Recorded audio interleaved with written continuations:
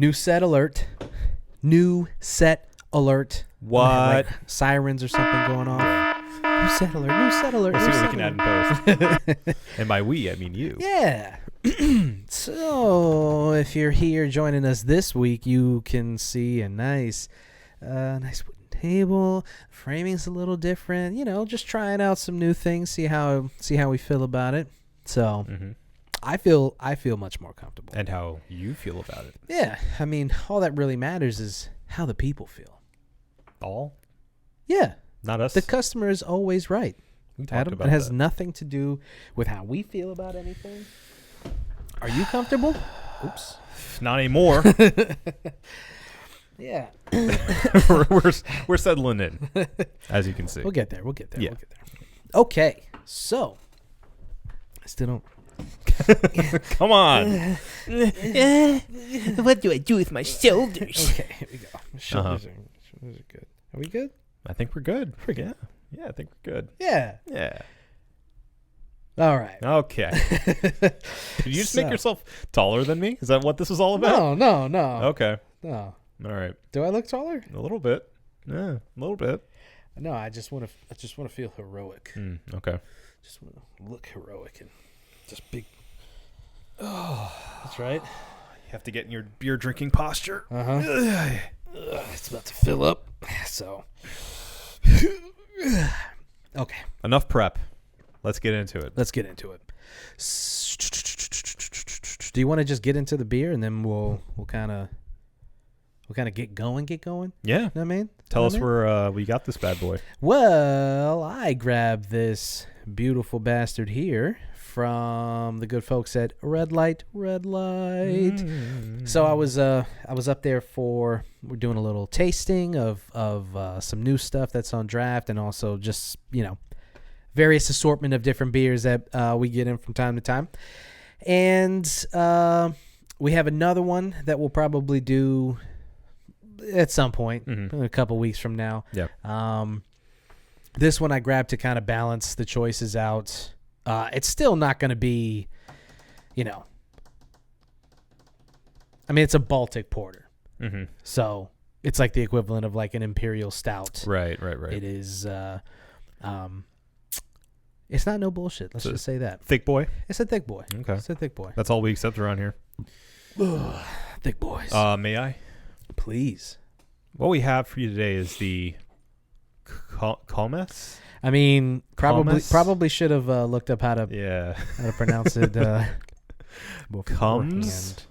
The Komes. Either way, it's spelled Komes. It's a Baltic porter, 9% ABV, product of Poland. It won the World Beer Cup Bronze Award. Ooh. And it got a European Beer Star in 2013. The Beer Tasting Gold Award. Wow. Yeah. And we actually do, believe it or not, have a read for you. Komes Baltic Porter from Brewery Fortuna is one of the best Baltic porters in the world, and also one of the most appreciated Polish beers. When Komes, I really hope I'm getting that right, is stored for 36 months, the beer changes its taste. Now you can decide how long your Komes will mature. So it looks like they actually have a chart in the back of this. This is the first time I've ever seen this. Is you can age it from 4 months all the way up to 36 months, and it has a chart that shows fresh and roasted at the very beginning, and it goes into dry and complex the longer you age it. Do we have a date on it? No, this is no. I don't know. I can't tell you. But I guess if you're picking this one up fresh, maybe a good idea to age it. Actually, the date's right there. That's the lot number. Really? 14821. Oh, okay. Huh. Well, that's too bad. You would think that they would have the date on it, seeing as they're encouraging you to age it a little bit. Yeah. Well, I guess it's aged once you get it. Then you can start aging it. Sure, that's how that works. Yeah. Well, in any case, we're going to crack it open and see. We can hopefully kind of tell by the taste of it how long it's been aging, if our palates are as advanced as we think they are. They're not. Yeah, spoiler alert. But my name is Marco Dupa, and that guy right there is Adam Obesius Rodriguez. What's up, brewskis? And this is the One Beer In podcast.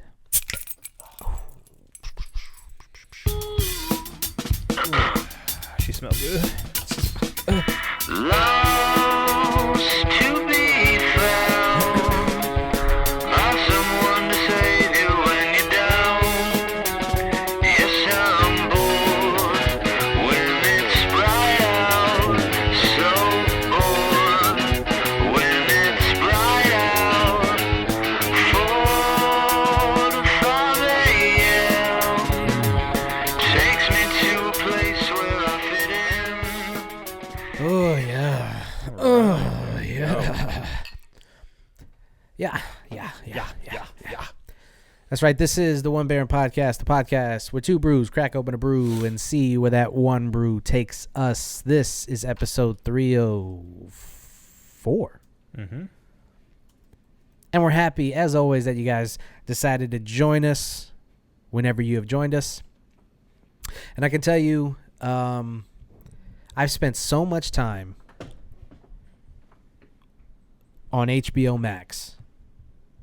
It's all I can see is the interface and I've just spent you've got the go ahead. I was gonna play it randomly. Komes. Why do you say it like that? Komes. So it's Komes. It's Komes. So this is the Komes Baltic Porter. Mm-hmm. Yeah, man. Yeah, I've spent so much time on HBO Max just going through all of their, Komes. Oh, what? Now we've got a controversy on our hands. Komes or Komes. Komes. So I kind of said both. Yeah, you did. All right. And comes. And Komes. It's not Komes. You sure there's not one more pronunciation in No, there? I think Komes is all my own. And also, if you're from Florida, Komes. Yeah, no, I'm not going to download anything right now. Yeah. Yeah, so just spending, an inordinate amount of time on HBO Max right now. Probably more than any other streaming service. Mostly because right now, they've kind of got the game on lock. Yeah, they're like prestige, not only the prestige TV through the HBO stuff, like Sopranos and basically everything they've made since then. But also, I think what they get, TCM? Is that the... Yeah, they got Turner Classic Movie. They've got all the Studio Ghibli. Uh-huh. Yeah. They've got not DC everything, stuff. but they've got a big portion of Crunchyroll. Yeah, and why did you say the DC stuff with such disdain? The DC stuff. We'll get into it. Yeah, they've got all of the DC stuff. Yeah. What else? There's another thing in there that we're forgetting. Cartoon Network. They've got a bunch of Cartoon Network and Adult Swim stuff on there. So, Okay. Sorry, it's not out as far as it needs to be. Komes. Comes. So yeah, Mm-hmm. I'm gonna need to.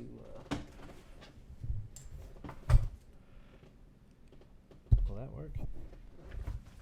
Sorry. I've Okay. got to weigh it down somehow. I've got to counterbalance it, counterweight it. Yeah. Anyway, so spending all this time on HBO Max because of the debuts of all of these new films. Although, this month is our last chance to watch the Tom and Jerry movie. I don't know if you've checked it out or not. I'm so glad you told me. But March 31st is your Wow. last chance to watch it. Okay. And there's a couple of other movies that are leaving. All the Die Hard movies are about to leave. Well, Die Hard 1 and 2. For some reason, 3 and 4 are on there. Well, 3 is on there. I was going to say, I thought 3 was on there too. Yeah, I don't know about 4, though. And 5, for some reason, inexplicably can't find the 5th one anywhere. That's good. No, but I want to watch it. I just need to know. The universe sometimes speaks to you, Marco. I think you should start listening. I'm stubborn in that way. What was it called again? Die Hard. What was the pun? A Good Day to Die Hard. Is that what it was? I don't know. If that's not it, I just made it up and you guys can take it. I please. think A Good Day to Die Hard, if that's not the, let's just look it up first. It is. Yeah, That's it's it. 2013 film. 2013. A Good Day. What does it got? 14% on Rotten Tomatoes. And the first question that people ask on Google, how bad is A Good Day to Die Hard? Why is it called A Good Day to Die Hard? I don't know. Why? Why is it called that? Because that has that has nothing to do with the plot. I can almost guarantee they say that at some point in the movie. Like Die Hard with a Vengeance makes sense because part of the subplot is the villain is the first villain's brother. Yeah. So there's vengeance there. Right. Live Free or Die Hard kind of makes sense because the whole thing about cybersecurity and the nation, and he's like Live this, Free or Die is an actual motto. Die Harder makes absolutely no sense. And I don't know why they thought it was okay to name a movie Die Harder. And then Die Hard, the one that started it all. Yeah. So, which in and of itself, obviously, great name. Great name for a movie. Die Hard. Yeah. But also, it's not really tied into the plot other than he's hard to kill. And I guess Hard to Kill, I think it was already That's a movie. Yeah. Yeah. Well, what year did Hard to Kill come out? Because that had to have been in the 90s. I'm almost 100% certain. Hard to Kill. Hard to Kill. But that seems a little too on the nose, right? 1990 on the dot. Wow. And it's, yeah. Mm-hmm. And Die Hard is what, 87? Around there, yeah. 88. 88. Okay. I mean, I don't know. Anyway, this has nothing to do with any of that. So, spending all this time on HBO Max watching, premiere movies and this, that, and the other thing. And, you just can't help but kind of feast your eyes on the, I don't know, what's it called? The Snyder Cut. The thing that's been pushed in our faces for the past, I don't know, at least the past couple of months when this was being planned, but the past couple of years has been years. So look, let's stop beating around the bush, okay? Okay. Because what we're here to do is we're here to tell you guys who haven't watched the movie yet how to feel about it. Mm-hmm. And even if you have and you haven't talked to your friends about it yet, we're here to tell you how to feel and how to talk to your friends about the Snyder Cut. That's what this podcast is about. So, I mean, I can't even begin to try to remember everything that we've said about the movies, and we should also get this out of the way ahead of time. There will be spoilers, and the reason why, and I feel like I can speak for both of us when I say this isn't a one reel in special, is because fuck that. Yeah. We don't want to have to go through that entire 4-hour slog of trying to. It would be a 4-hour long podcast, is what I'm trying to say. So we're not going to do that. No. But we will certainly share our opinion. That's right. And the only way that you can really share your opinion on the Snyder Cut is to kind of give people some context as to why this is even important in the first place. Yeah. So it all started way back. No. You'd have to be in the whole thing to really understand the gravity of this movie actually being made, being released the way that it was released, and the reception that it's receiving. Yeah. And it's kind of difficult to contextualize everything, but we're going to try. Yeah. So, first of all, you have to be kind of in the thick of the superhero movie. No, I wouldn't call it a fad now because at this point it's a $1 billion, genre. yeah. But there's the comic book war between Marvel and DC is much fabled and legendary. Tale as old as time. And, you know, Marvel has obviously the MCU, which is, you know, $1 billion industry at this point, you know, spawning spin-off after TV show, after merchandise deal, after poorly made video game, after. And the DCEU, the DC Extended Universe, because they couldn't just call it the DC Cinematic Universe? or the DCCU. I guess that would be a little weird. DCCU. I always assumed it was because they just didn't want to copy Marvel. That's what I'm saying. Like Yeah. they just didn't want to be the MC or the DCU or the DCCU. Yeah. It sounds like cops. I don't know why. Yeah. But Extended Universe doesn't really capture it. That to me always rang as like what Star Wars has done with their non-canon stuff now. It's like Star Wars Legends. Right. I always get an confused by that. universe. It's like extended? Yeah, because what does that mean? Extended from what? Comics? Yeah. I guess. They should have just called it the DC multiverse. That's their thing, right? The multiverse is their thing. Yeah. That's how they've retconned any death that they feel like, didn't like the way that went, so we're gonna bring that person back. Then you have the Spider-Verse stuff happening, and I'm sure Marvel's about to jump into that, given everything with WandaVision and Doctor Strange and all that stuff. Yeah. It's about to happen. Multiverse of Madness or whatever. Yeah. Multiverse of Man. Yeah. Well, I mean, they should have jumped on the train when they had the chance. I mean, because they had a chance to call Is that not the story of the DCEU? Yeah, that's it. That's really it. I mean, how many missed opportunities are they going to let just fly over them before they go, we should probably start catching those opportunities? Later. So you get the Marvel Cinematic Universe. You get, you know, Marvel's doing all the phases, and we're not going to bore you with all the details of all of that. Just suffice to say, they really created a foundation for their culmination movie, which is the Avengers. And this is all pretty much old news for everybody. But DC's equivalent to that, Justice League, was hampered by, first of all, poorly planned and poorly executed releases of these movies. Poorly made movies. I mean, let's just get down to it. I mean, I think poorly made's the wrong adjective. Poorly made or verb. Words. Okay, sure. Poorly made is not the way. It's not the best way to describe poorly it. They're just written. They're just not. They're not well executed. They're not good. Poorly movies. realized.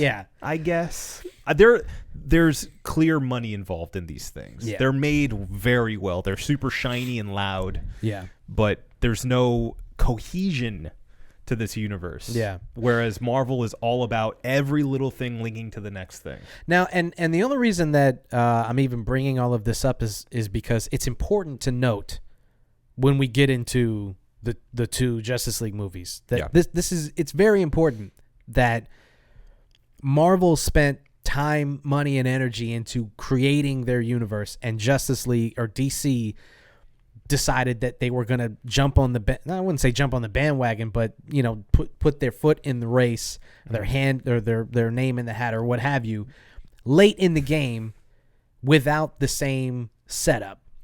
Right. And that's important when it comes to these movies, right?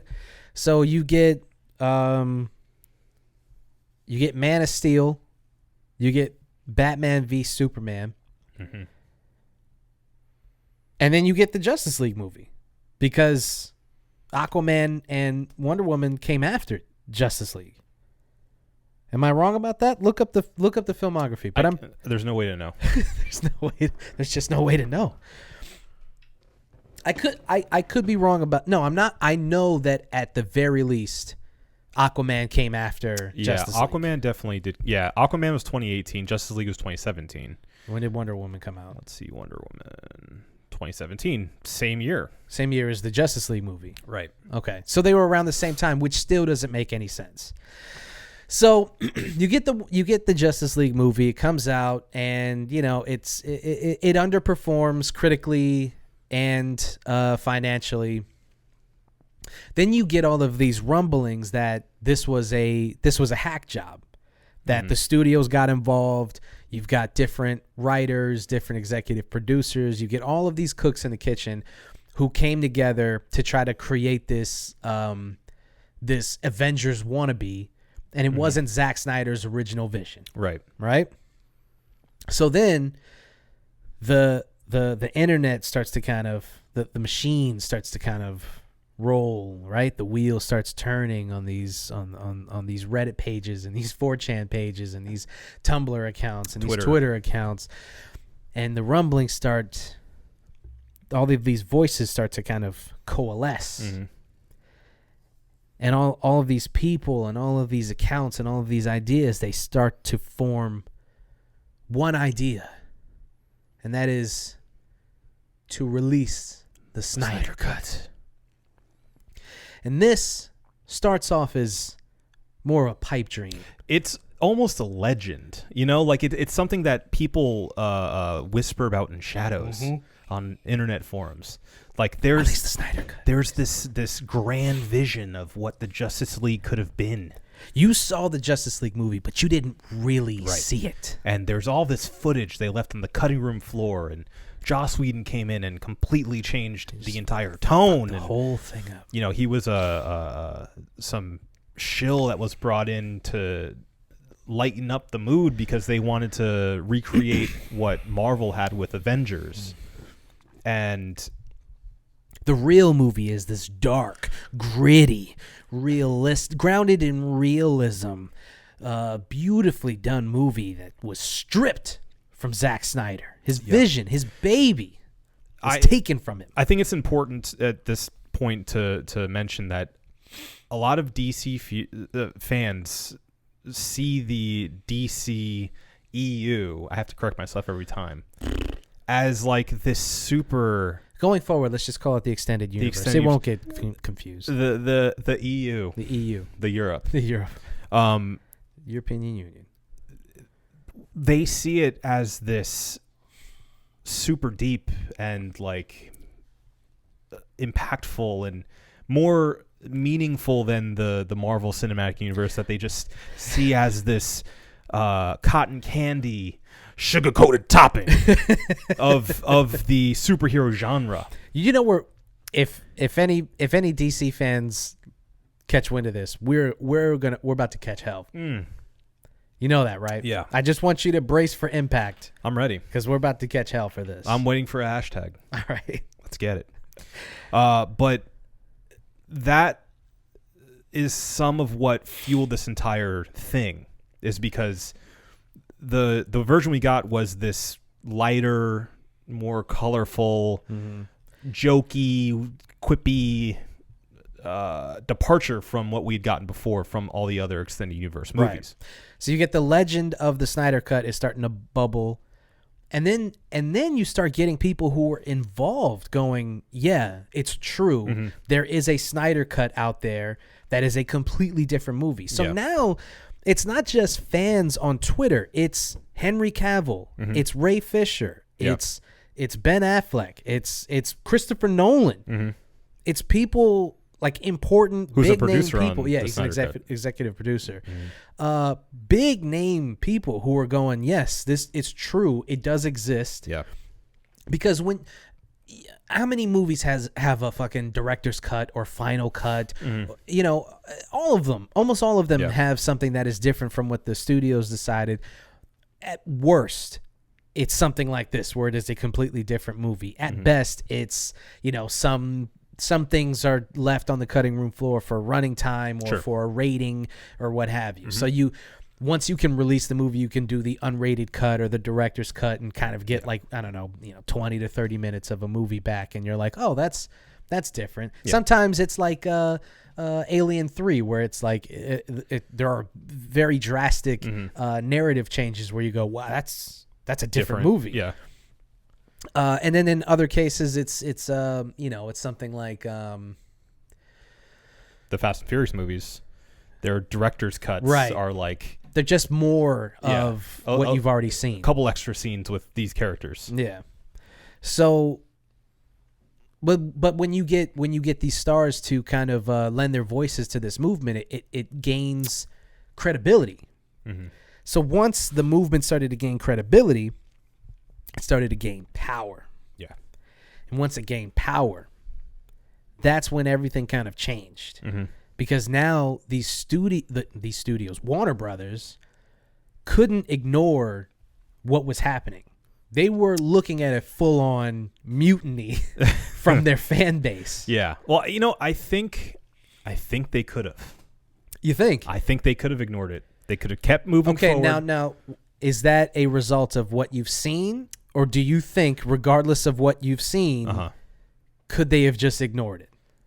Regardless of the quality, however you feel about the Snyder cut of the Justice League, they very much could have just moved on.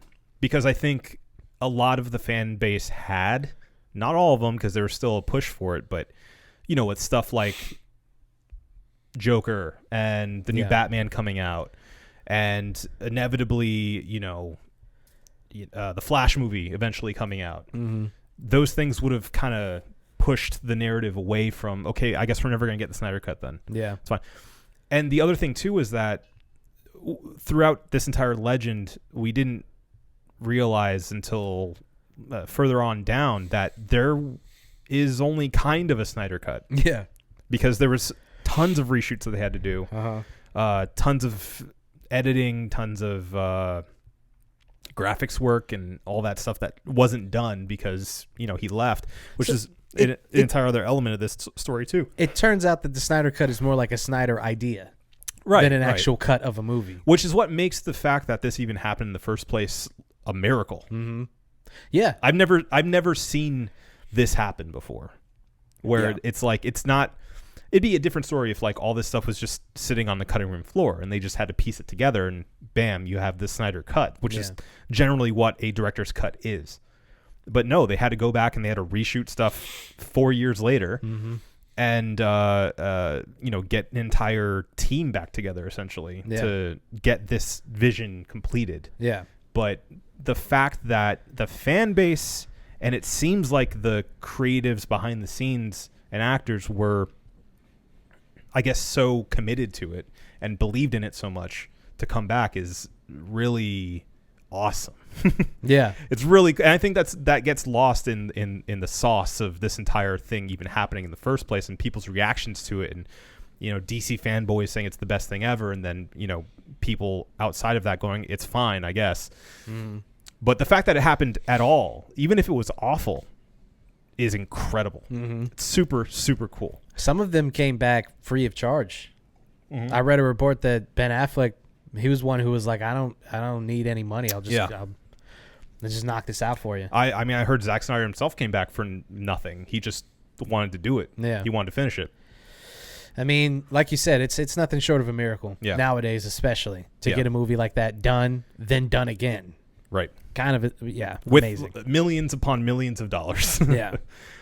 Now, that's not to say that it wasn't worth it as far as financially is concerned, because before we get into the movie itself, I mean, it's what HBO Max. It's one of HBO Max's most successful premieres so far. It's one of their highest streamed movies on their platform. Now, granted, HBO Max has not had a long shelf life, right? So it's kind of hard to compare it to Netflix's numbers, which we don't know because they won't release them, right? But it is to say release the Netflix count. Hashtag release the Netflix count. I read something that it did like 1.8 million views in the first couple of hours that it was allowed to be streamed. So a lot of people waited up for it. So, I mean, all of that is amazing. And, the Snyder Cut finally gets released on HBO Max. It's this collaboration between Warner Brothers and HBO where they get the rights to the movie. And it's come out to, I mean, you really can't ignore, it's come out to a lot of fanfare. Yeah. A lot of people have said that it's a marked improvement. A lot of, I should say, professional critics have said that it's a marked improvement over its predecessor. A lot of people have said, a lot of critics have said that it was, it was worth the fight and the wait for this version of the movie. Yeah. So in that regard, the question of was it worth it, I would say yes in that regard. The financial success of it, the critical success of it so far. I mean, most of if not all of the fans have said that it's everything that they wanted. Mm-hmm. I'm on Instagram, and like if you go on your discovery page, you like one post and then you get a million posts of the same thing. So I'm scrolling through all of these DC fanboy pages, and they just cannot get enough of this movie, dude. They are falling over themselves to praise this fucking movie. It's wild. Yeah, I think maybe I'm getting caught up in that movement, but it makes me happy to see these people happy. For sure. Yeah. But I don't want to see people unhappy, and I don't want to see fans not get what they want, of course.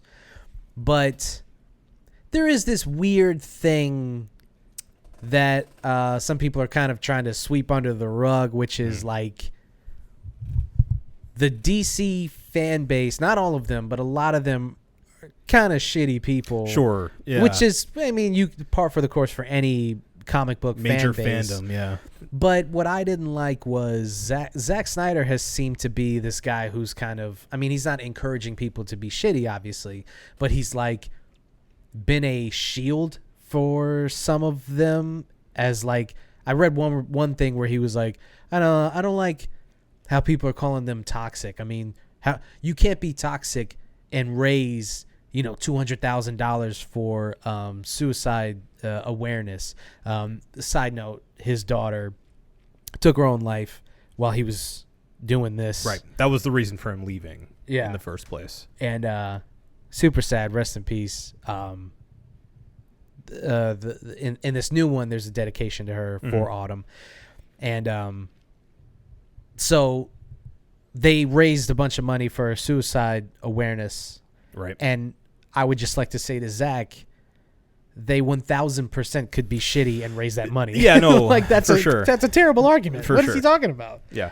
You could be a total gross person and Yeah. still raise that money. What are you kidding me? Pandering to his fan base. I know, and that's what bothers all it me is that he seems to be blinded by all of the love that he's receiving from this fan base. It's like, dog, you got to be the one to stand up and be like, hey guys, regardless of if we get this movie done or not, you can't send death threats to executives. Right. Like you can't do that. Yeah. But anyway, I feel like that just needs to be stated, because I'm not going to sit here and pretend like this was all, happy-go-lucky and like they were just like these peaceful kids sitting at their computers going, gee golly, mister, I hope you make this movie for us. Like, they demanded it.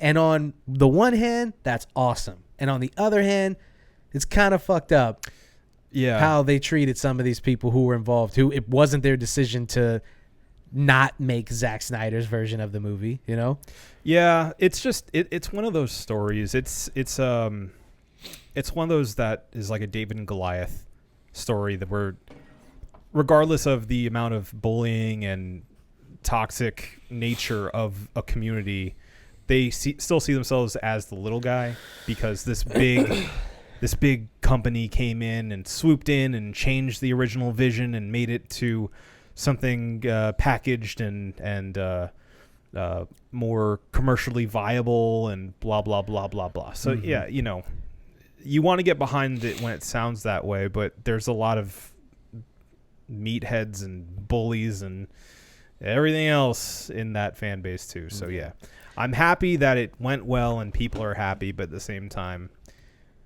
it still can be toxic. So let's just what is this?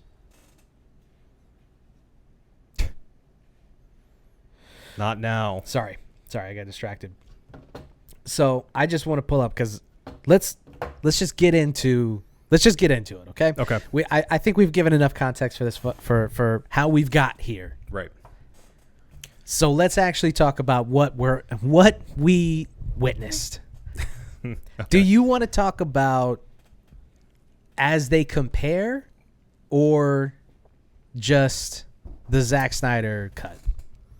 I don't think we can talk about one without talking about the other. I think it's worth noting Yeah. what they've done differently to it. Yeah. Yeah. So I'll just start off by saying, like,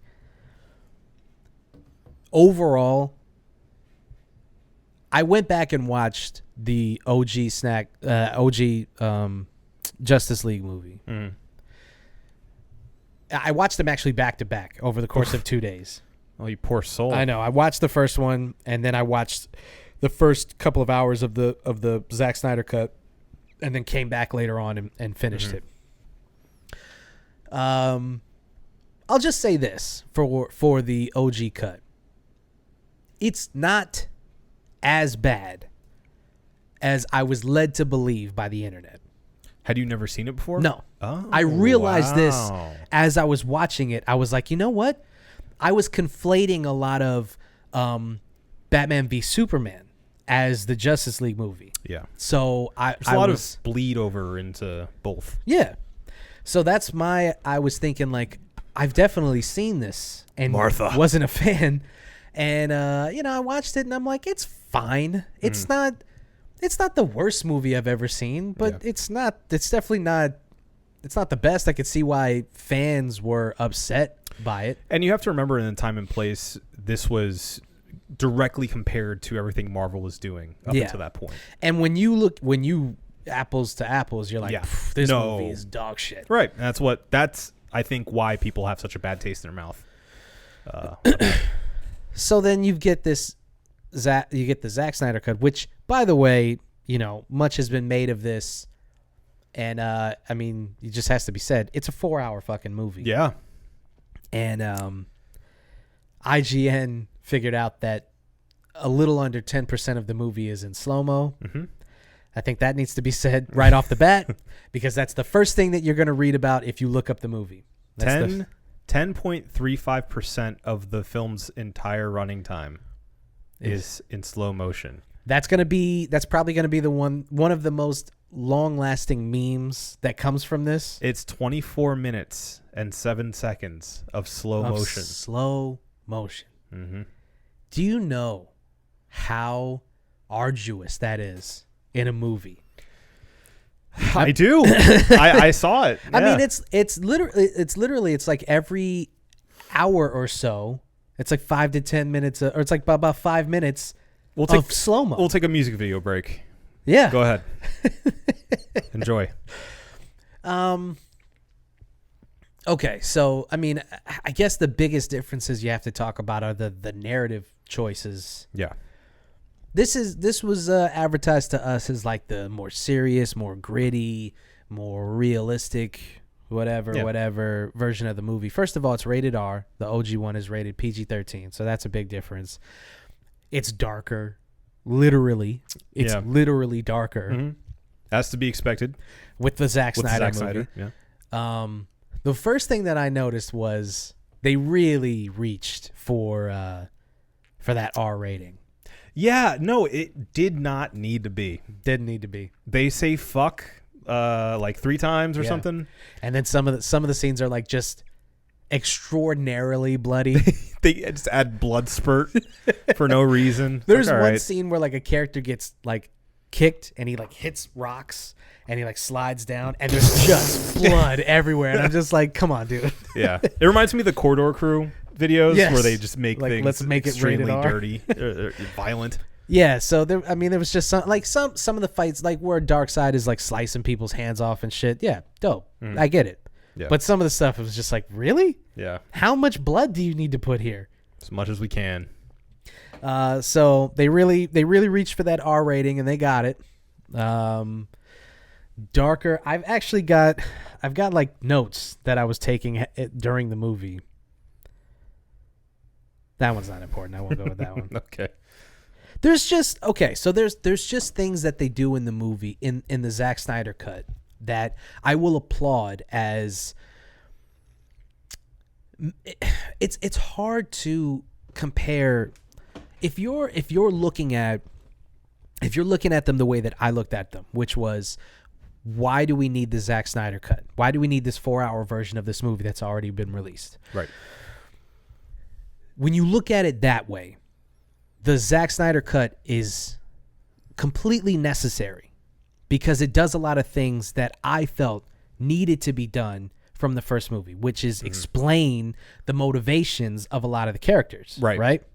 So when you look at it from that regard, it's necessary. If you are just watching the Zack Snyder cut by itself without the context of this being what it was, what we spent the first 30 minutes of this podcast explaining, if you're just watching it, it's like, okay, what is the big deal? Yeah. It's like, it is not the same movie, obviously, but I'm sorry, guys, but it is not leaps and bounds better than the OG Justice League movie. Yeah, it's just not. I think if we're summarizing here, I think, like you said, there's a lot of stuff that was missing in the theatrical release that only now makes sense, and I think that is enough for me to be like, well, yeah, I mean, this is worth the cost of admission. Yeah. This is worth the 4 hours I'm sitting here and going, okay, please go at normal speed now. I'm so tired. please, God. Because what they add in the Zack Snyder cut is important details about I hate this term so much, mother boxes. That makes sense now. The entire Cyborg storyline makes sense now. He actually has something to do. Yeah.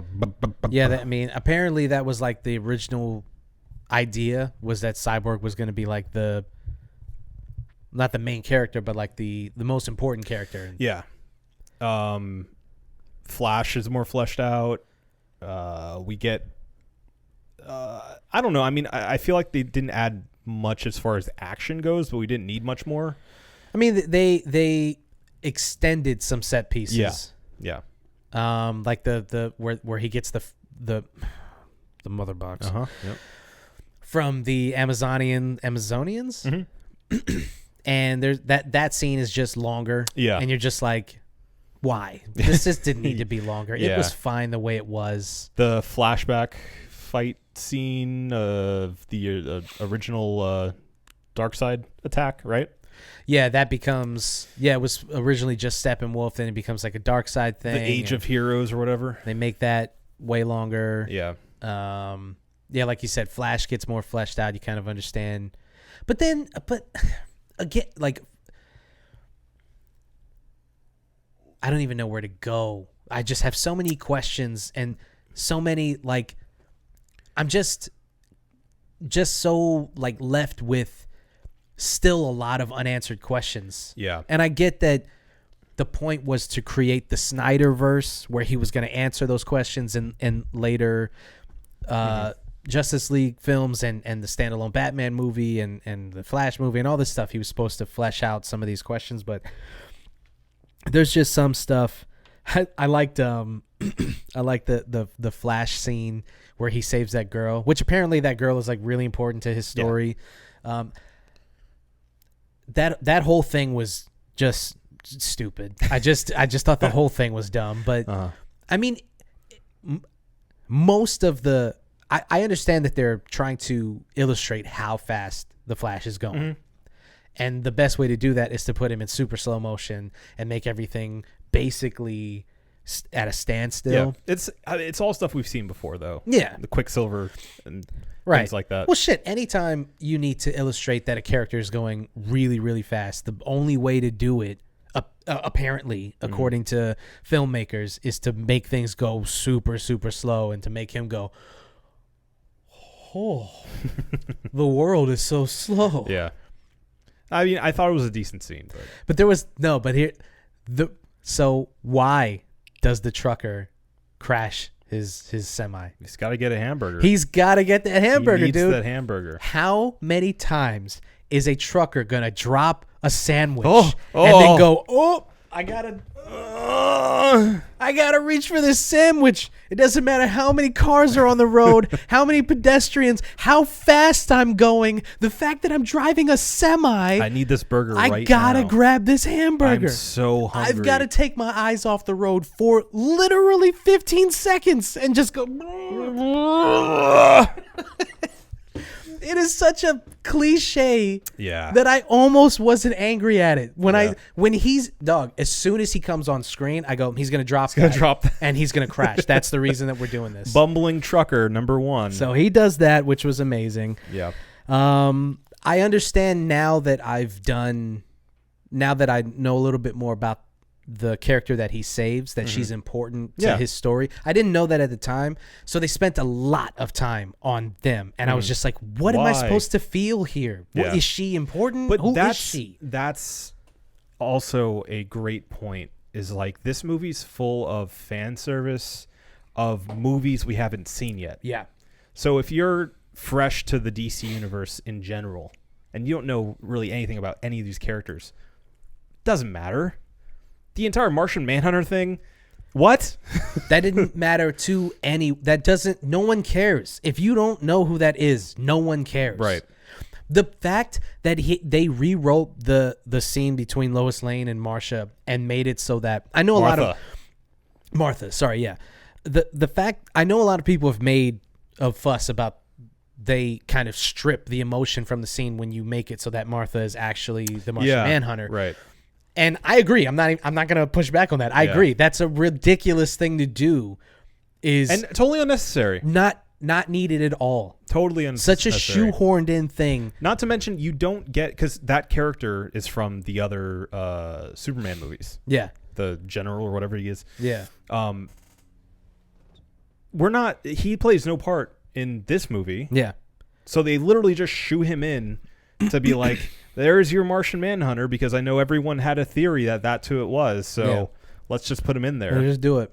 Yeah. They couldn't have written him in some way and been like, oh, he's a part of this because he, I don't know, has dealt with alien technology before or come face to face with this stuff. Any kind of like military figure in the movie should have just been that general, just so that we can see him more, so we can get his personality, so we can care about him.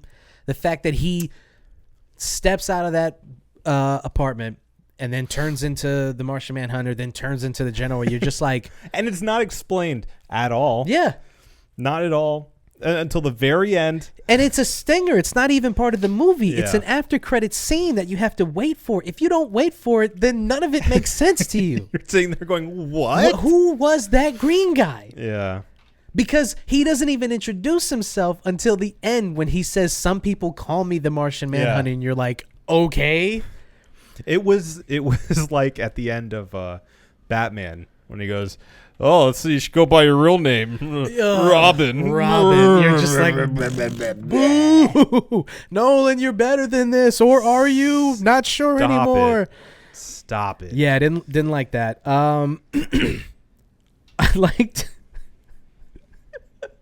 I liked when Wonder Woman saves all of those little girls from that terrorist attack. And the little girl says, can I be like you someday? And you're just like... I literally said no. And I only later saw all the memes about it. And I'm like, I'm glad I wasn't the only one who thought that. Same, dude. As soon as she says that, I was like, There's no way. You're not even close. No. You can never be... No. Did you see what she just did? She moved at the speed of sound. She's dodged bullets and stopped bullets. She murdered men in front of your child eyes. Obliterated that guy. You want to be like that? She blew up an entire floor of a building just for one dude. No, that was wild. Incredible. I don't know. I got a bunch of notes in here. If you've got anything to add, I've got comically added blood. Yeah. I thought the idea of changing the opening was really good because the weird two toddlers doing a podcast asking Superman and the whole mustache terrible thing. Mustache. Yeah, that was good. I think one of the best changes for me was the fact they got rid of the entirely pointless family during the climax. Yeah, just such a weird, Marvel did the whole thing with, in Age of Ultron. They were saving families in a foreign country, and they're always kind of like foreign aid, and kind of, it just felt like we didn't need to keep cutting back to this family. Yeah. Because it gave them this weird importance that they actually didn't have. And we don't care about them. Like, no. We don't know them. No, their fucking building could have caught on fire for no reason, and I would have been like, I don't know why we're watching this. Sorry these kids have to die. I thought like at least one of them we were gonna find out that one of them was like an important character at some point, or I thought at least they were gonna have the last mother box. Which I thought was really confusing because they were looking for the last one. Then they cut to this family, and you're like, of course it's connection. Them. No connection. They just live by there. Just we're in the area. Yeah. I thought the idea of bringing Superman back in the OG version was Batman's idea. Mm-hmm. And a lot of it was he was riddled with guilt. Right. Part of it was he knows that I don't like that in the new one they took that narrative away, because the OG one starts with Batman using that robber, using his fear to like lure in one of the demons or whatever. So Batman kind of knows what's going on. He has an idea. He has an inclination what's going on. And he's trying to put this team together because he is understanding like something's coming and we need to figure this shit out, right? Yeah. And then they take that whole thing away. Now it's like the whole team decides like we should bring Superman back. And it's like, because I like the conversation that the moral implications of bringing someone back from the dead and all that stuff. Like they have this really interesting conversation. Actually the whole Justice League had this like Cyborg agrees with Batman, and Wonder Woman is like, this is ridiculous. We shouldn't do this. This is insane. We can't blah, blah, blah. Then Batman has that whole thing about Trevor, her boyfriend, that she for some reason just has to mention every fucking scene. I was in love once. It's like, we get it. Okay. We get it. Yeah. Get over it. It's been years. Yeah. It's been like, it's honestly been like least, 70 years. At least since 1984. We know that for a fact. Yeah, right. At least since 1984. Completely anyway. So I didn't like the fact that they rewrote that to make it this like, we're all in agreement. We bring Superman back thing. Yeah, I kind of agree with you there. I feel like early on, Spider-Man. I feel like very early on. I wish that would be cool. Batman was the coach and kind of getting the band together. Yeah, and then by the climax, he goes, "Well, I'm gonna sit this one out, guys. Yeah. Go ahead, enjoy. Y'all got it." No. Which I guess makes sense, but I do feel like he took a backseat, which isn't necessarily a bad thing. I liked the fact I did kind of like the fact that it was more of a team effort to be like, okay, this is going to be the plan. Yeah. And my favorite addition to this entire thing, I'd say, is everything with Cyborg. Yeah. I feel like he, especially looking in the context of what we got, was like, his storyline was completely thrown away in the first one, completely wasted. Mm-hmm. And I like a lot of the interactions and the story beats with his dad and stuff like that. And I mean, I think it was a real sin to do what they did with his character in the first one. Yeah. And without that, I mean, I've seen gripes about it already, so this isn't an original thought, but it really did feel like the heart of the movie. Yeah. His stuff, all of his stuff. It kind of tied it all into this thing, even though he was super emo the entire time, which is, whatever. Yeah. But I don't know. I think there's something there. I left the movie going, if this would have been the version we got, I could easily see us getting a Cyborg movie that I'd be into. Yeah. Yeah. So. Yeah. I really hated the football scene. It was just such a boring, I mean, if you've seen as many sports movies as I have, as many fucking football movies, you only need to see one, and you've seen them all. Yeah. And so that's super slow. Like, of course, he's the quarterback, and you're like, he couldn't just be the wide receiver or running back. He had to be like the quarterback who. He's also a genius. Yeah, his IQ is off the charts. He like hacks into the computer system, and his mom is all righteous. And instead of punishing my boy, you should be punishing yourselves. What are you gonna do? He gave money. He stole it, or he changed the grade. Yeah. How are he you steals helping? the money after he becomes cyborg. Yeah. So it's like, Okay. it's still kind of murky, but Yeah.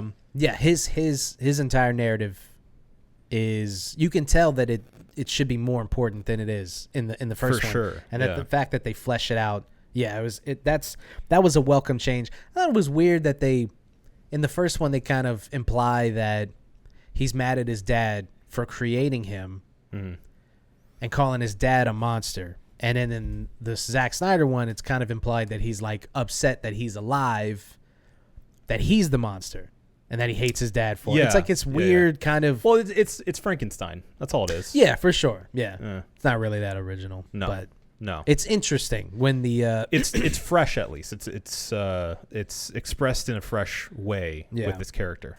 the best change, I think, is the villains. Steppenwolf is so boring and bland and been there, done that in the OG cut. It's just like, what's his motivations? He just wants to He's take evil? over the world. Wow. Really? Yeah. What year is it that we're really, that's, you watched Endgame and Infinity War, and that's, you really think you're going to compete? Yeah. I know that they came after. Yeah. I know. But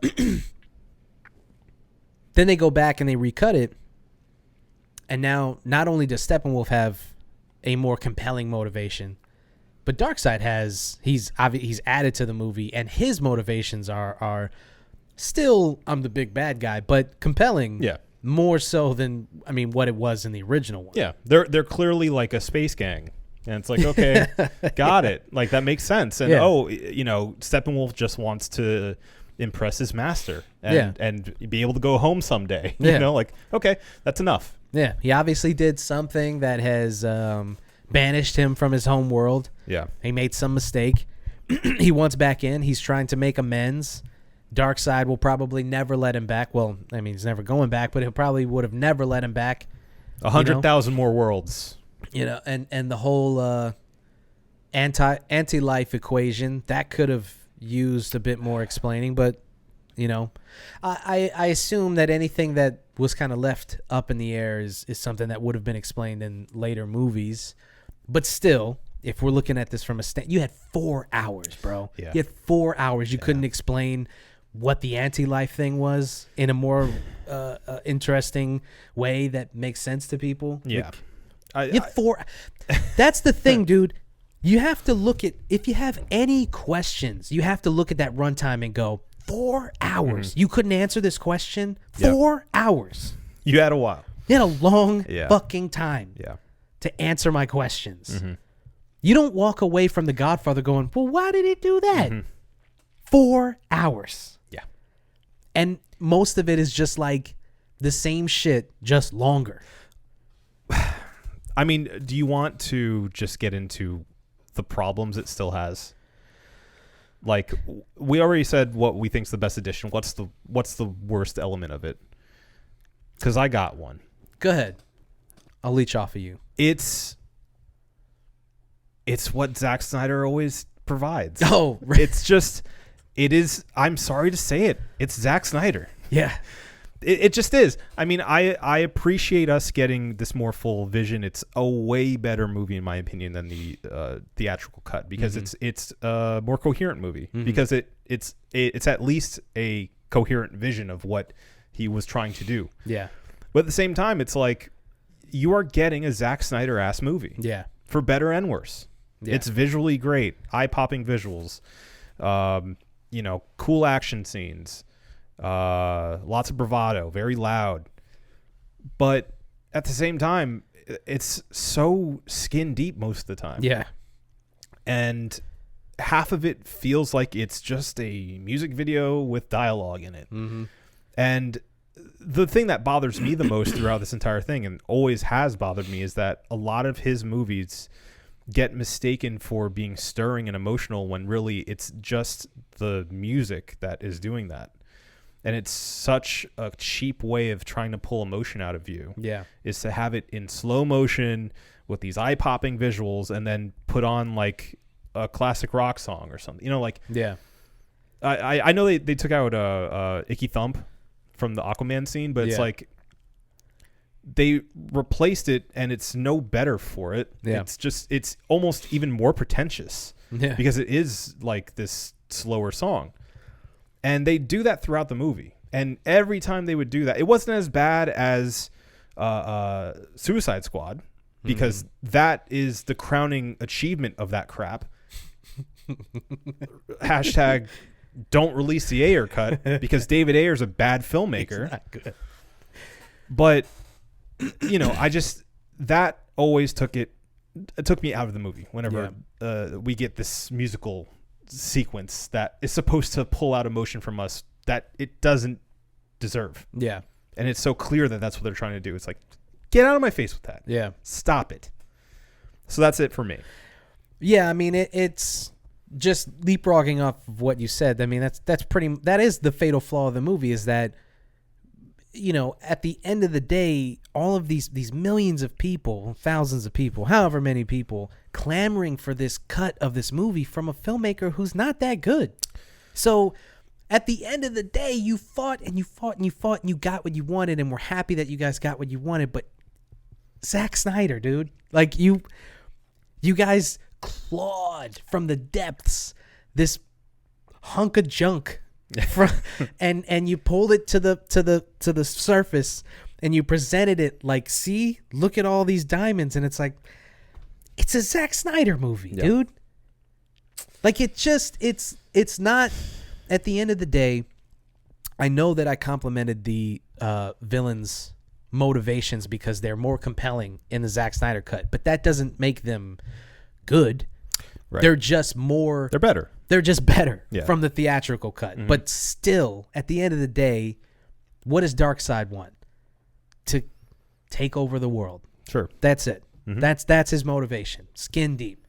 These mother boxes, we're still not really sure what the fuck they are, they do. They're sentient robot boxes that you can go into, I guess. No. Only Cyborg can do that. Because he's part of a mother box. Mother box. Right. Which makes sense. Sure. Totally. He's part mother box. Uh-huh. Fine. Yep. That whole thing just...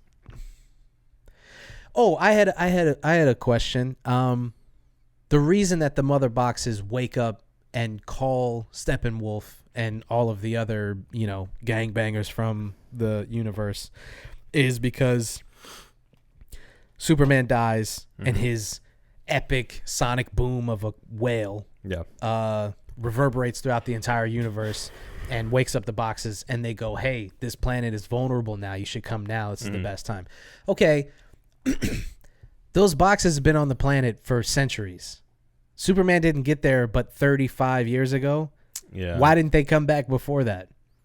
Why didn't they wake up and go, why didn't he's not here yet. Why didn't 100 years after that big epic battle? Because the Amazonians, they get banished to their little island or whatever. Mm-hmm. The Atlanteans sink. Yeah. And they're banished to the ocean, right? And human beings were at war with each other. Yeah. And there's the old gods. And they're gone. Yeah. So 1942, while we're in the middle of a war. Yeah. And everyone's there's a lot of people are afraid right now. You may want to come out. This is the best time to just jump in and go and snatch up these boxes. I'm sure there's some one line of dialogue that some DC fanboy can point out and go, oh, that's why there. That's why. Yeah, well, make it clear for dumb people like me. I agree. I'm glad we got more of an explanation on everything. I think the mother boxes make sense now, at least to some degree. Sort of. Kinda. which I appreciate. And yeah, I agree with you with everything with Steppenwolf. That was another major marked improvement from the OG. Yeah. But you come away from it just like the 4-hour runtime is not worth it. There's nothing that I saw that made me go, I mean, if you just recut the 2-hour movie. Okay, let me backtrack for a second. The fatal flaw of this movie is how it came to be in the first place.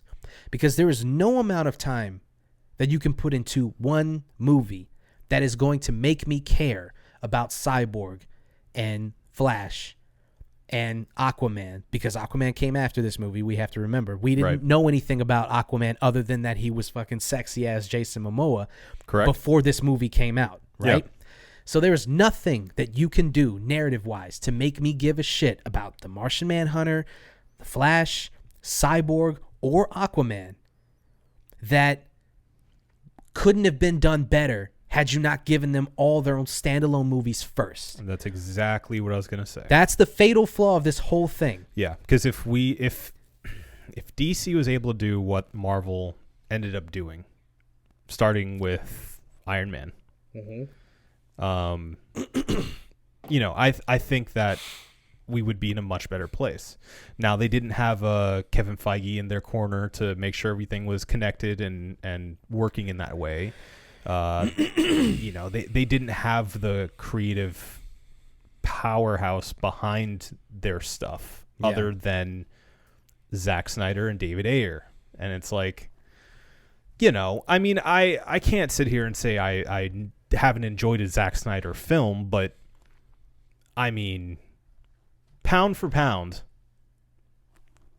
he's not that good. No. He's just not that good. Nah. He's just not that good.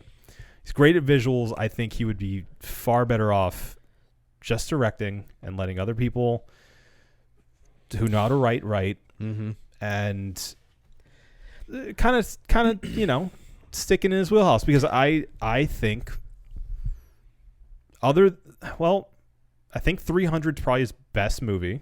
Yeah. And in my opinion, second best is his debut, Dawn of the Dead. Oh, yeah.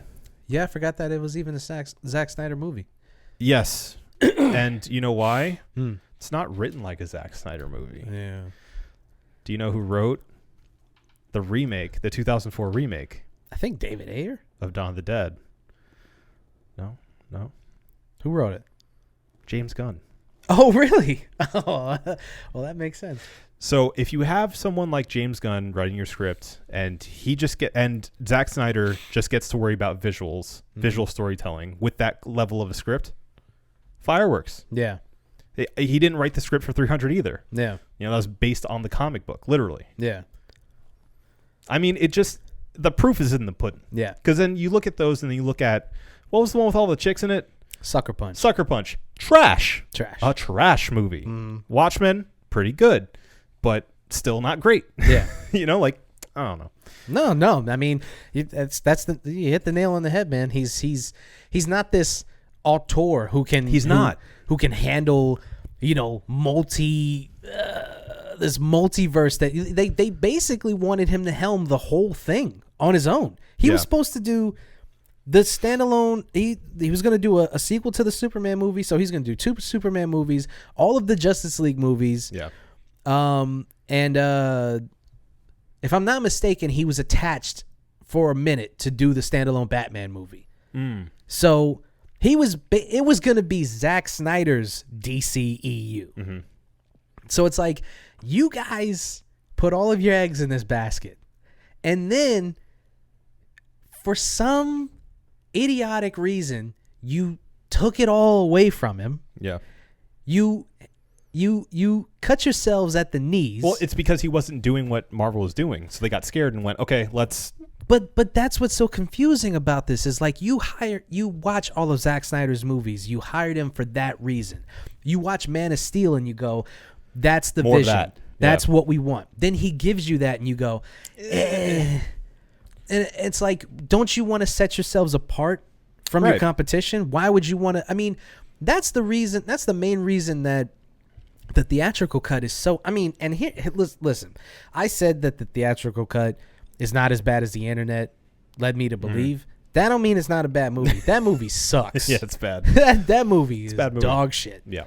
I just didn't think it was as like some people. I mean, they run that thing through the fucking mud as if it was like the worst movie ever made. Yeah. I don't think it's that bad, but there's some scenes where you're just like, what is happening? What is this? This movie's so goofy. Yeah. It's so weird. It's so oddly paced, and the humor is so juvenile, and it's so brightly lit, and it looks like it's been recolored. I hate that everything in the end's red.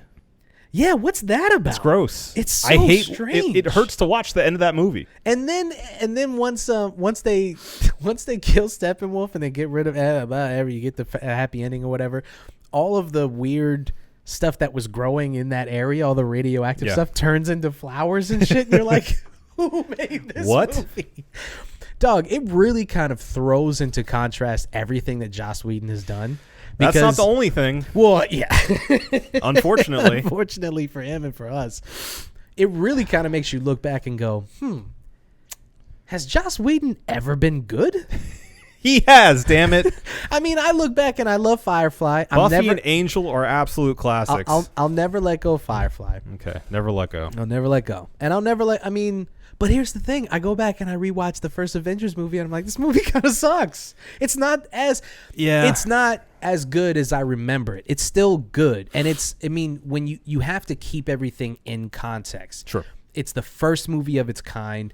It was incredible that it even got made in the first place. The moment of having them all together is amazing. But when you look back, you're like, yeah, but it's kind of shallow, and it's kind of a Joss Whedon movie. It's brightly lit. It's goofy. Yeah. It's this quippy dialogue that's kind of not character it's a little realistic. outplaced. Yeah. It's just like these weird things that just like like there's the one scene in the Justice League where when Superman comes back and he's like, "You won't let me live. You won't let me die.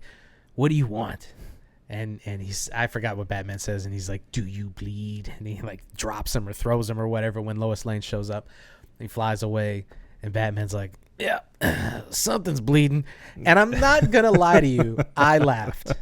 And then I had to remember, like, that's not something Batman would say. That's such a goofy line coming from him. Yeah. But it got me. In the moment, I was like, that's kind of funny. That's kind of stupid. It was a dumb thing. It's like one of those quips that a coworker would say that you're like, God, that was goofy but funny. I'll give you that. Good comedic timing. It was timing. That's all it was. It was timing. Yeah. But it's stuff like that. It's like this movie, Joss Whedon has this vision, this brightly colored, abusive, borderline racist vision that he has seemed to put his hands all over his later movies. Yeah. So, I don't know. Warner Brothers, when you go back and watch that movie and you go, this is what we wanted, you just have to think like, you guys brought all of this on yourselves. Yeah. You deserve all of the heat. I mean, nobody deserves death threats, but you guys definitely deserve your fan base borderline mutinying. Yeah. The studio bought pizza when they were hungry for pizza and suddenly wanted a burger. Yeah. And they were saying, why doesn't my pizza taste like a burger? I make this pizza a burger. Let's get a burger. Let's get a burger in here. What if we made a burger pizza? And you've got all these people in the corner who are like, no, pizza's good. We want pizza. And you're like, no. You see those burgers over there on that other table? We want burgers like that. Get on it. We're making burger pizza. So, Zack Snyder Cut. It's grayer. Yeah. Better written, but not that much better. And a more complete vision. I think that's the biggest thing. Yeah, it's just a more complete vision. That's the takeaway from this. Is like, if you're a Zack Snyder fan, you'll be happy with this movie. Sure. So, and even if not, if you've just generally followed the DC movies, give it a watch. It's worth your time. Yeah. All that being said, people are now asking for the Snyder universe to be continued on now that we have his full vision. Do you think this movie does enough to warrant that? Absolutely not. Okay. I don't see what you could when I'm reading these reviews from fans, not from like professional critics, some professional critics, their reviews have made me do a double take. IGN's review of this movie is insane. Yeah. It's insane. It's insane. I don't really follow them for their movie reviews. I don't either. It just popped up on my timeline and I had to read it. Yeah, their film review team I don't often agree with. And they got some goofy opinions is all I'm saying. Yeah. And some of the fans who were like, it's a masterpiece and it was worth the wait and this is all we ever wanted. Thank you, blah, blah, blah. It's like, yeah, I get that you're a fan of this filmmaker and you're a fan of these characters and this is what you want. Sure. This movie does not warrant Warner Brothers going back, resurrecting these dead dogs. There's no way that there is a cut out there that makes that piece of shit Suicide Squad a more watchable movie. There's nothing that you can tell me that would lead me to believe that. I want less of David Ayer's vision. Yeah. That's what I want. Please. Let's cut more of David Ayer. The Ayer cut. Bury it deeper. Please. Yeah, I don't need to see that. I don't need to see Zack Snyder's vision. Because honestly, from what I've read, his idea was to like make that nightmare dream sequence come true, and like that's what the later movies were going to be about. Yeah. And dude, that sounds like a fucking bummer. Like, I don't want to watch that. It sounds terrible. It's all orangey and dusty, and Batman's murdering people, like flat out murdering people. There's no more rules. The Superman's evil. Lois Lane, everyone's dead. Aquaman's not even in the movie because he's killed off screen. Like all of that sounds awful. I don't want to see that movie at all. Sorry. Personal opinion, that movie sounds like it's a drag. Yeah. And another 4-hour slog through Zack Snyder's vision. So no. I agree with you. That being said, I don't know what is coming next because the fact that this happened in the first place, it was resurrected like Superman himself. Thank you. The fact that even happened, it being a miracle in and of itself, makes me think anything's possible at this point.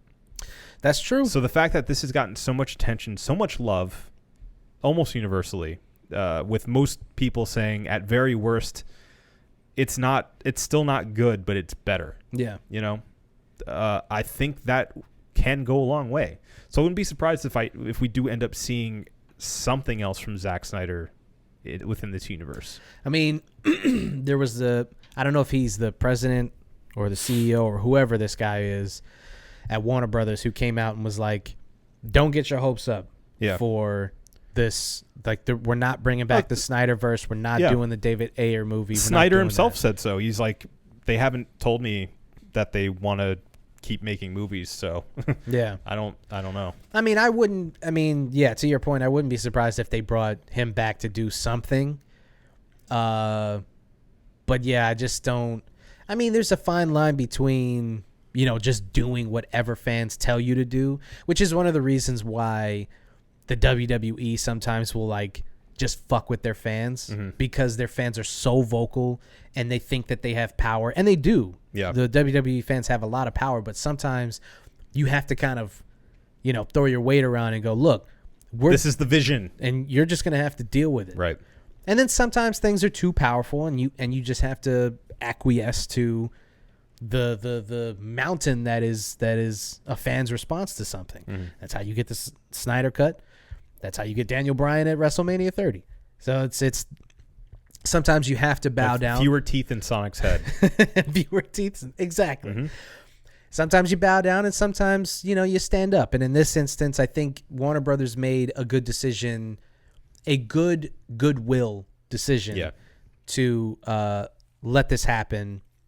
And but what's funny is I'm reading all this stuff about the movie, and even when they let him do whatever he wanted, they still didn't let him do whatever he wanted. Like the Martian Manhunter thing, he had to fight for that. It was originally supposed to be Green Lantern, apparently. It was supposed to be a Green Lantern cameo. It was supposed to be Jon Stewart's Green Lantern. And they had actually filmed a portion of the scene, like test footage with the actor. They haven't revealed who the actor was, but they had a guy. And that got cut. He wanted to bring Superman back to like the 80s black suit Superman with the mullet and everything. They canceled that. They almost canceled the black suit period. He really fought for that. So he was still fighting. And they said that you're not allowed to film anything new. It has to be footage that you already had, and you're just cutting it from what you already had. And he went back and he was just like, well, we had to refilm stuff, so I just did anyway. Yeah. So it's like he still had to fight for his vision.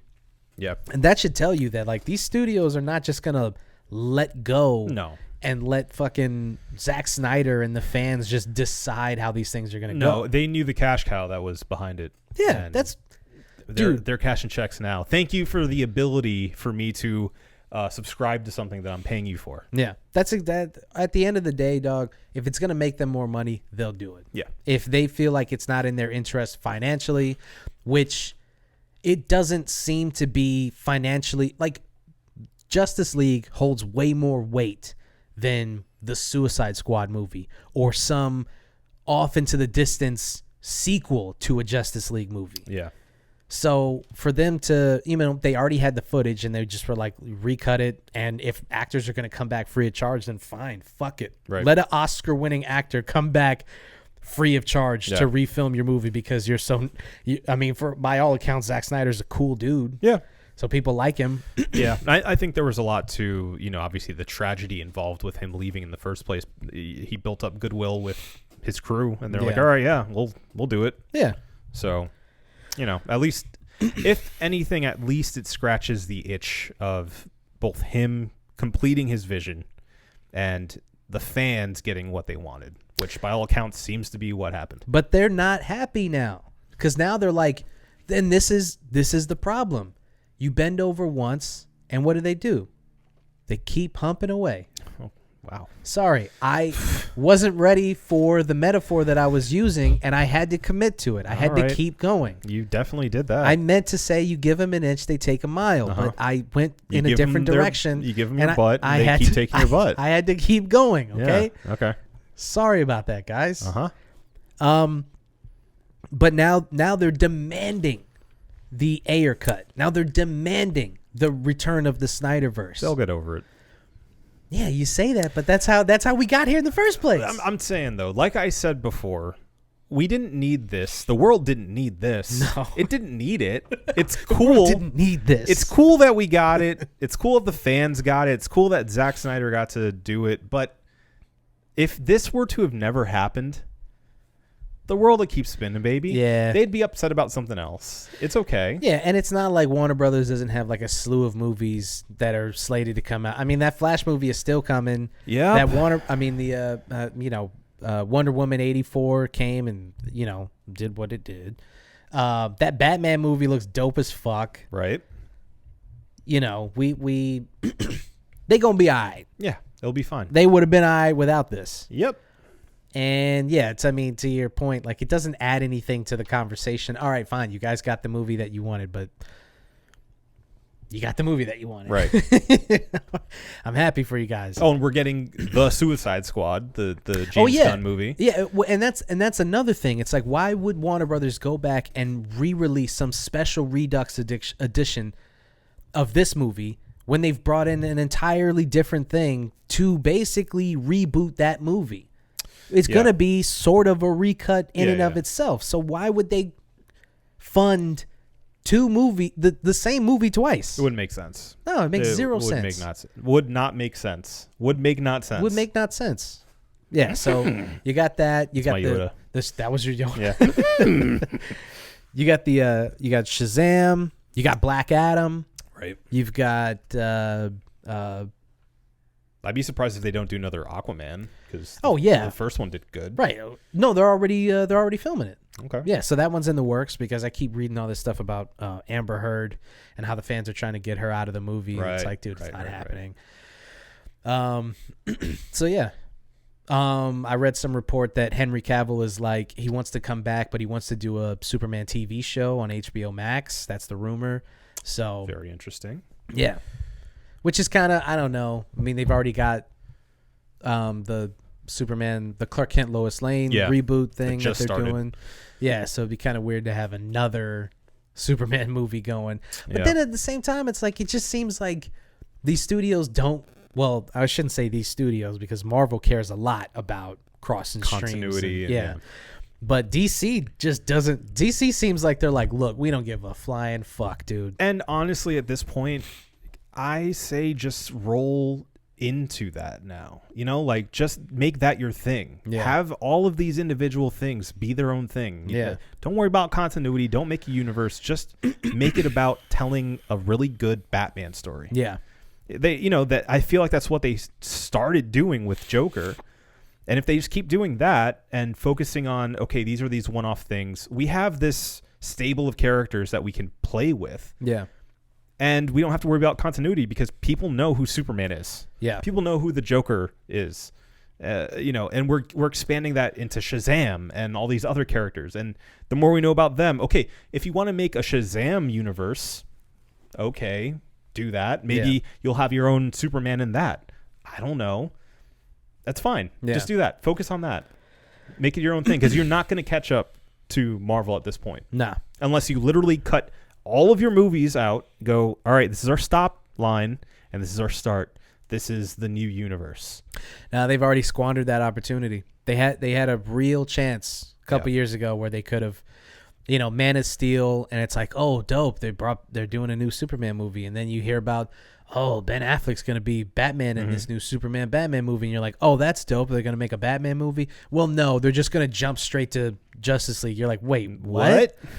And Batman versus Superman was basically a Justice League movie. Yeah. So you're like, you guys fucked this up royally. You brought this on yourselves, and now, like you said, the best course of action is to say there's no continuity. These are all their own standalone things. This is all just peeks into, you know, this property. It's not this shared universe. It's just like, and I think that's a good idea. I think just because Marvel created this unnecessary need for shared universes in movies. Yeah.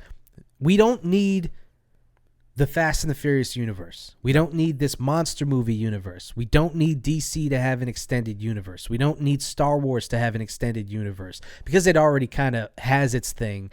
But we don't need these things built out in a way that it has to fight with the Marvel Cinematic Universe. You don't have to do this. No, you can just continue doing the thing that you were doing. The fact that it worked with Marvel alone, again, is a miracle. Yeah. It's the first and only time that's ever happened. Well, and the fact that all of these studios have failed to capitalize it only shows you how much of a miracle it is. Right. And so I think the thing that's missing, the missing link in all of this is somebody like a Kevin Feige.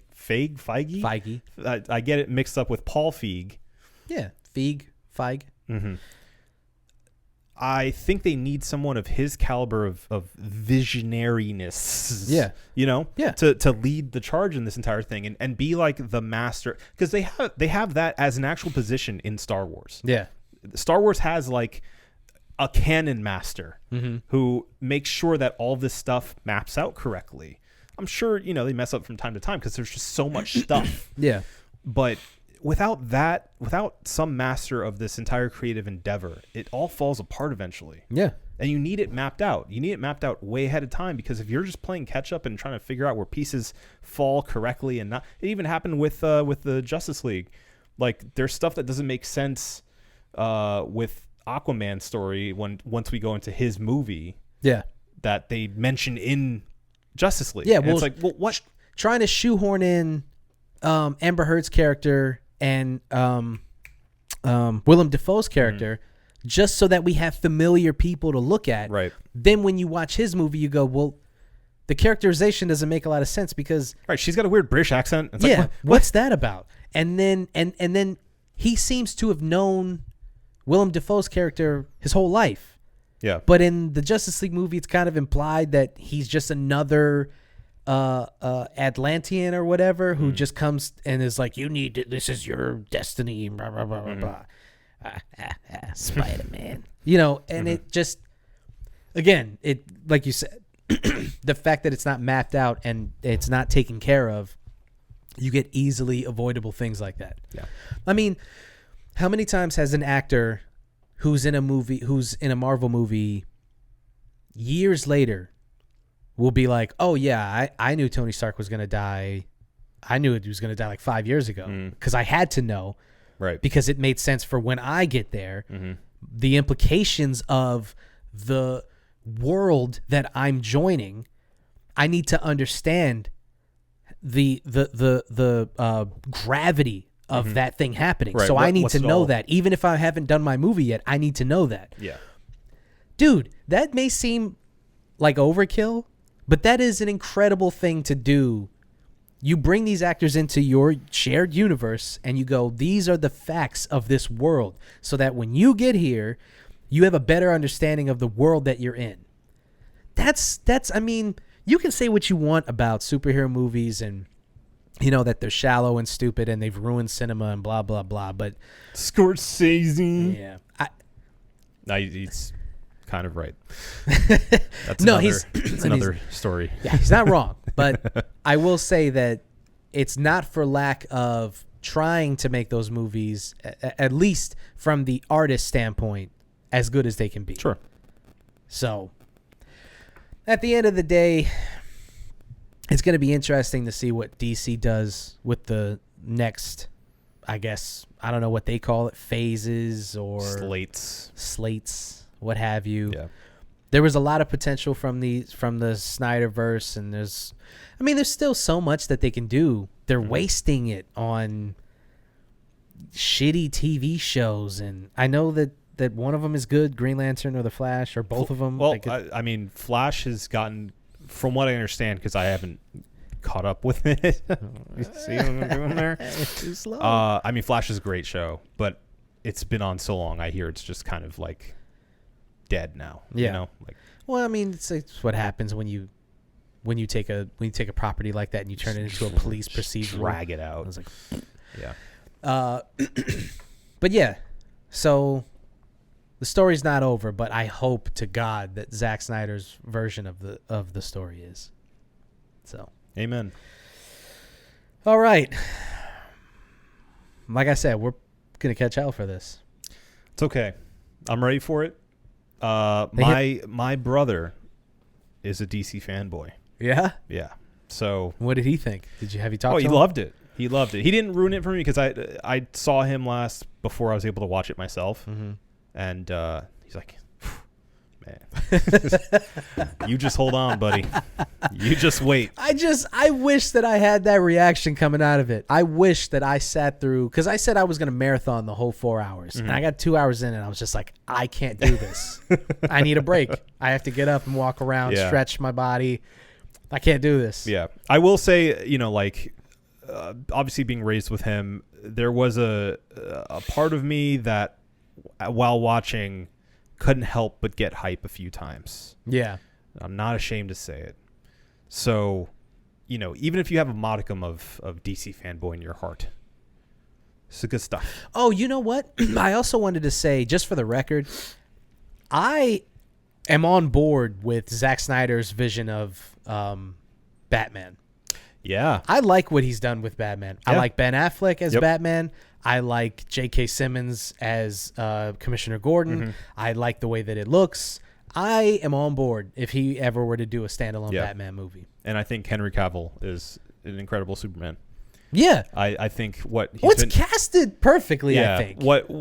We've talked about this before, but what he's been given is criminal. Yes.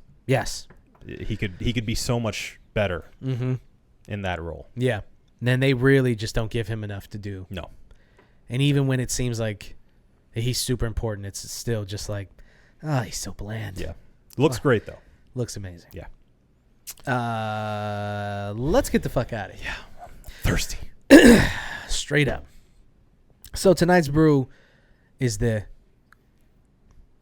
Komes. Komes. Baltic Porter, 9% ABV, voted the world's best beer, bronze. So it's actually the third best. Obi, what'd you think? It was very good. It's been a long time It's been a while since we've had a porter, let alone a Baltic porter. Baltic porter. So yeah, you're getting a lot of mouthfeel here. It's very velvety. Yeah. Envelopes your lips. I would be very interested to see how this baby ages now that they recommend it in the back of the bottle. Yeah. I don't know. What I got from it was. By the way, Red Light is aging them. They're aging one of these, so it will Smart. be interesting to see what they do with it. Very smart. Dry and complex. Yeah, I mean, I really enjoyed it. It's very heavy. Obviously, I wouldn't recommend this for a day at the beach. Packs a little bit of punch with that. Was it 9%? 9%. Yeah. So yeah, it's a pretty hefty boy.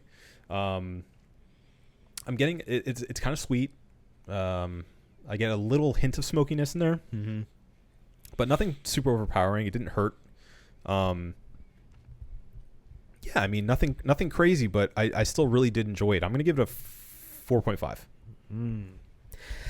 I'm gonna give it a 5. I thought that